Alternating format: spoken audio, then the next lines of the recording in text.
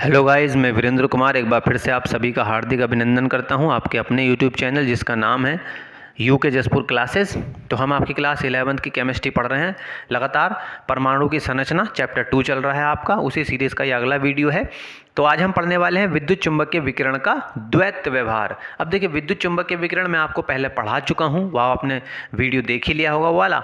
तो द्वैत का मतलब समझते हैं। द्वैत का मतलब होता है डुअल, दोहरा, दोहरा चरित्र, उसे ही कहा जाता है द्वैत व्यवहार। यानी कहने का मतलब ये हुआ कि विद्युत चुंबकीय विकिरण जो है वो दो तरह का नेचर है उसका।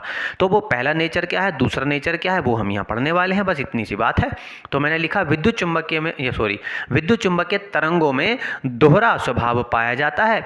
इसे ही क्या कहते हैं, विद्युत चुंबकीय विकिरण का द्वैत व्यवहार कहा जाता है।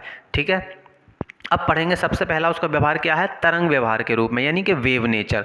यानी विद्युत चुंबकीय विकिरण का जो पहला नेचर है वो क्या है, वेव की तरह काम करती है वो। तो मैंने क्या लिखा, विद्युत चुंबकीय विकिरण एक तरंग के रूप में प्रसारित होती है, यानी कि तरंग के रूप में आगे बढ़ती है, सीधी बढ़ती है। अब जब तरंग के रूप में आगे बढ़ती है तो मुझे क्या क्या पता चलता है, इसमें तरंग दैर्ध्य लैम्डा, आवृत्ति न्यू और वेग v जैसी विशेषताएं होती हैं। यानी कि जब भी विद्युत चुंबकीय विकिरण तरंग के रूप में व्यवहार करेगी तो मुझे तरंग दैर्ध्य का पता चलेगा, आवृत्ति का पता चलेगा और भैया उसके वेग का पता चलेगा।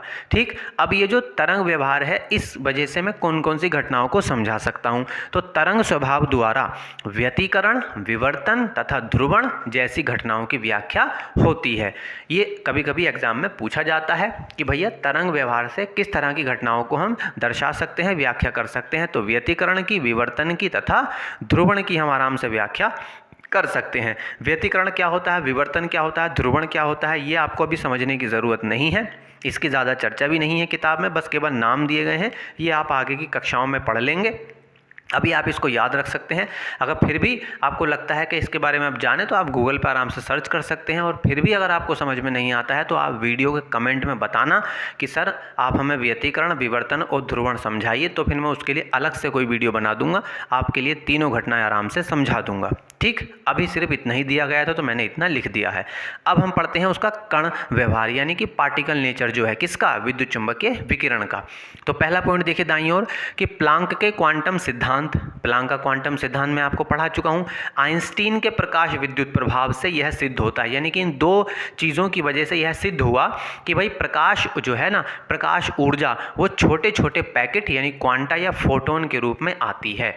यानी ऊर्जा जो है वो कोई ऐसे सीधी लाइन नहीं है, बल्कि वो छोटे छोटे पैकेट क्वांटा यानी फोटोन के रूप में आती है। इन छोटे छोटे पैकेटों को ही क्वांटा कहा जाता है या फोटोन कहा जाता है। ये ठीक ऐसे ही जैसे रेलगाड़ी का अपने आप में कोई अस्तित्व नहीं है। रेलगाड़ी क्या है, छोटे छोटे डिब्बों के मिलने से क्या बनती है, एक रेलगाड़ी बनती है। रेलगाड़ी का अपने में कोई अस्तित्व नहीं, वो छोटे छोटे डिब्बे ही किस चीज़ का निर्माण करते हैं, रेलगाड़ी का निर्माण करते हैं। ठीक इसी तरह से प्रकाश ऊर्जा जो है वो छोटे छोटे पैकेट के रूप में आगे बढ़ती है और इन पैकेट को फोटोन कहा जाता है। ये आप ध्यान रखेंगे। इससे क्या पता चला कि भाई जो हमारी विद्युत चुंबकीय विकिरण है वो कण की तरह व्यवहार, कण भी तो छोटे छोटे होते हैं तभी तो आगे बढ़ते हैं। कण का मतलब क्या, एक दूसरे से टूटे हुई चीज़ें, एक दूसरे से अलग हुई चीज़ें। ट्रेन के डिब्बे क्या होते हैं, एक दूसरे से अलग होते हैं, मगर किसी तरह से वो एक साथ जुड़े होते हैं और आगे बढ़ते हैं। तो ठीक इसी तरह से हमारा विद्युत चुंबकीय विकिरण होता है, वो भी छोटे छोटे पैकेट के रूप में एक साथ जुड़ के आगे बढ़ता है, मगर वो पैकेट अलग दिखाई पड़ते हैं, जैसे ट्रेन के डिब्बे अलग दिखाई पड़ते हैं।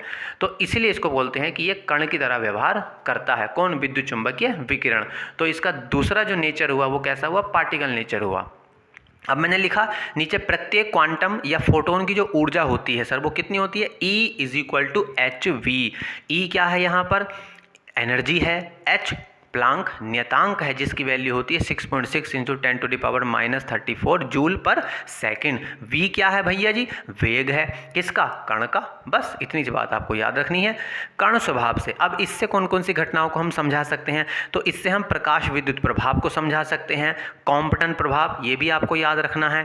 प्रकाश विद्युत प्रभाव तो मैं पढ़ा चुका हूँ। कॉम्पटन प्रभाव आपके में सिर्फ नाम लिखने के लिए है, कुछ इसकी चर्चा नहीं है, तो आप बस याद रख लेना। तथा ब्लैक बॉडी विकिरण, ये मैं आपको पढ़ा चुका हूँ। ठीक है, कृष्णिका प्रभाव, मैंने कृष्णिका विकिरण पढ़ाया था किसी वीडियो में, उसी को, कृष्णिका को ब्लैक बॉडी बोलते हैं इंग्लिश में, तो उसी के लिए लिखा गया है कि ब्लैक बॉडी विकिरण की घटनाओं को भी मैं कण की यानी कि पार्टिकल नेचर के द्वारा समझा सकता हूँ। तो कभी कभी घटनाएं पूछ लेते हैं कि भाई कण व्यवहार से कौन सी घटनाएं समझाई जा सकती हैं और तरंग व्यवहार से कौन सी घटनाओं को समझाया जा सकता है। तो या कुछ नहीं, बस ये वीडियो कंप्लीट हो गया। इस वीडियो में इतना ही रखेंगे, मिलते हैं फिर से किसी नई वीडियो में। तब तक के लिए सभी को नमस्ते, जय हिंद, अपना ख्याल रखिए, खुश रहिए, ईश्वर आपका भला करें।